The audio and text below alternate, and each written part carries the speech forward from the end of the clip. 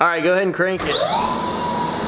Hey guys, before this video gets started, quick update about the giveaway. Between sickness and a lot of stuff you guys don't see on camera that's going on in our own lives, the giveaway has been extended just a little bit. Basically, when we finish it up, we're gonna raffle it off.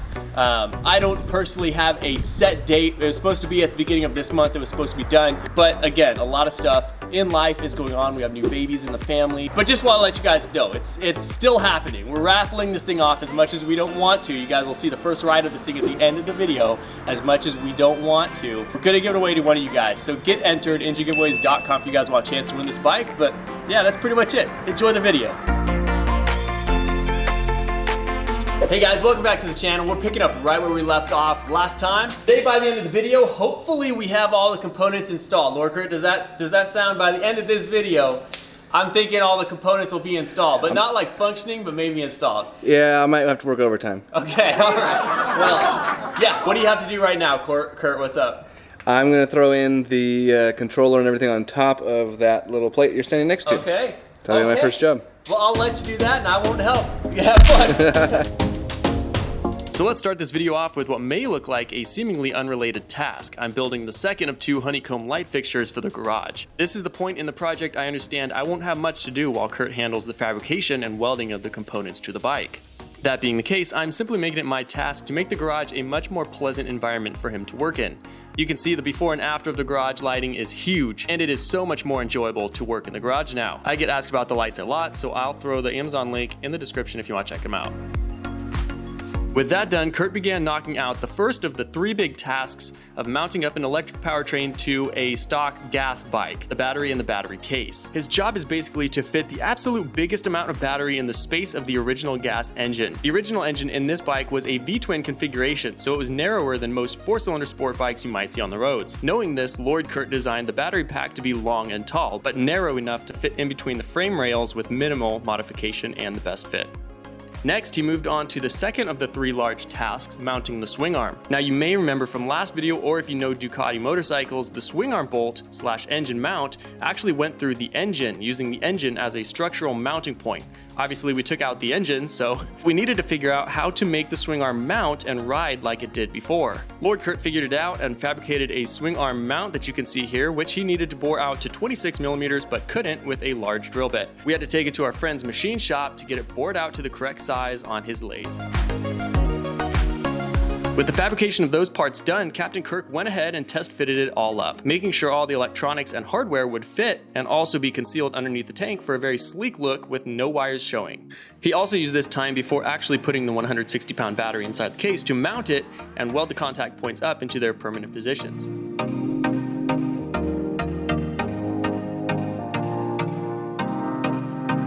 He then moved on to figuring out the third of the 3 major tasks, mounting up the rear hub motor wheel. The 12 kilowatt wheel is wide and heavy, but the width of the wheel and the length of the axle was a great fit for the stock Ducati swing arm. Mounting a hub motor is a bit different from mounting a normal wheel because the axle isn't removable, so it has to slide into the swing arm in one piece, unlike a normal wheel that you put into position between the swing arm first and then slide the axle through it.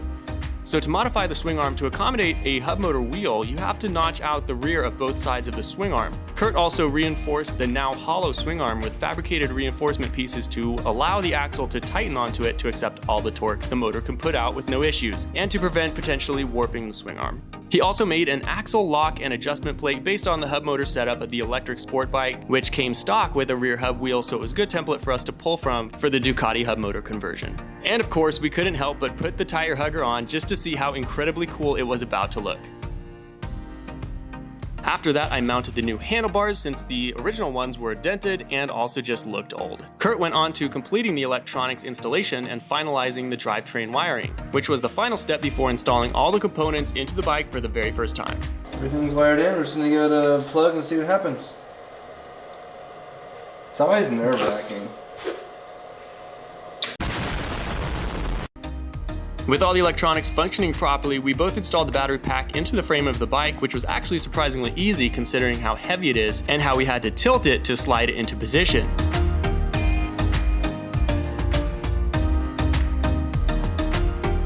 Now, as you're seeing this footage, you might think the whole thing looks a little crazy or janky, But remember, at this stage of any huge project, we need to see it actually run first before finishing it all up. This was to prove the concept of the electric conversion and physically see all the systems working and operating as they should. We wouldn't want to go any further if it didn't work. Everything will get buttoned up later. With the systems all working as they should, Kurt moved on to programming the controller for the optimal settings for the bike's current setup. All right, go ahead and crank it.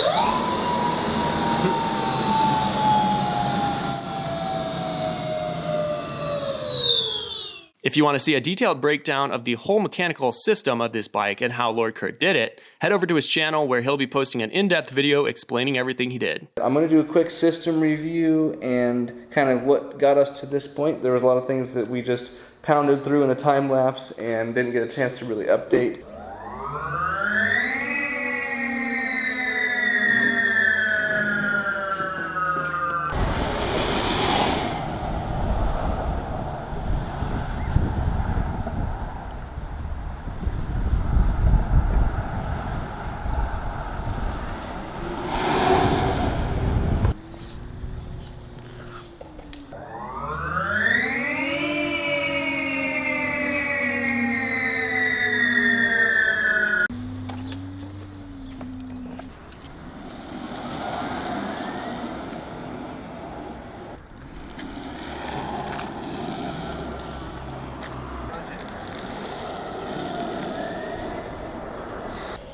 Set the whole thing for the full RPM range up to that level. Sounds good.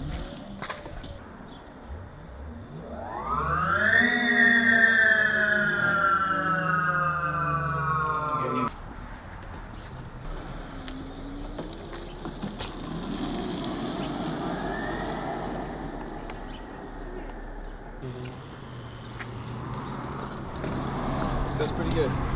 So this is supposed to be the negative. It has to touch 12 volt negative and then turns regen on. Proof of concept.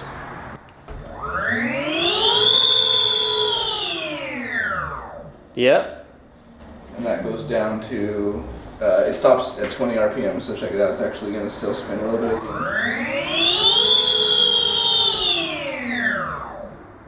Yeah, huh, interesting. Super cool. The thing that's cool about that is it will never, like with that one, if you have the regen at 0, it'll keep trying to regen. Mm-hmm. But this one will work when it's close to 0. Interesting. Huh. You can change that number from anywhere between 0 and infinity. 20,000, I think, actually, not infinity. Huh. So I just set it at 20 because I figured at 20 RPM you're rolling. Yeah. So you don't want regen. Yeah, totally. I'm going to do a launch really quick. This is how fast it currently is.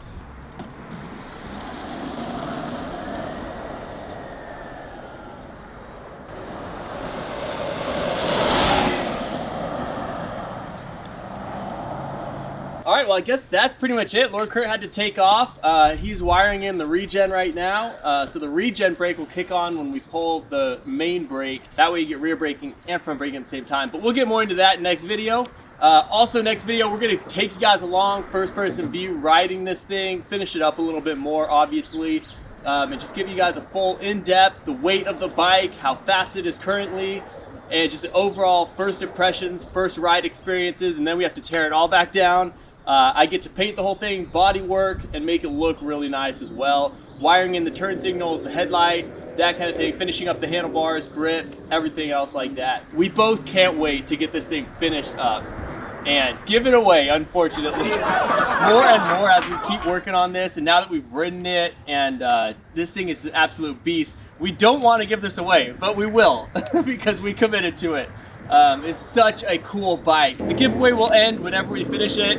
Between sickness and new babies and stuff in the family, it's just been hard to actually get this done. It was supposed to end the beginning of this month, but again, we were sick for 2 weeks, lots of different things happening in life you guys don't see about that kind of just slowed it down. So when you finish it, we're giving it away to one of you guys. Head over to injagiveaways.com if you guys want to enter. Again, every dollar spent is an entry into the giveaway. So like if you spend like 50 bucks, you get 50 entries into the giveaway for the raffle. So if you want a chance to win the bike, go ahead and just get a cool shirt or something. Yeah. So that's pretty much it, guys. Full ride coming next video.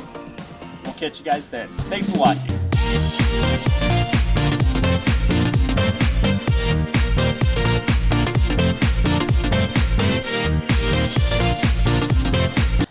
Oh yeah, it does it?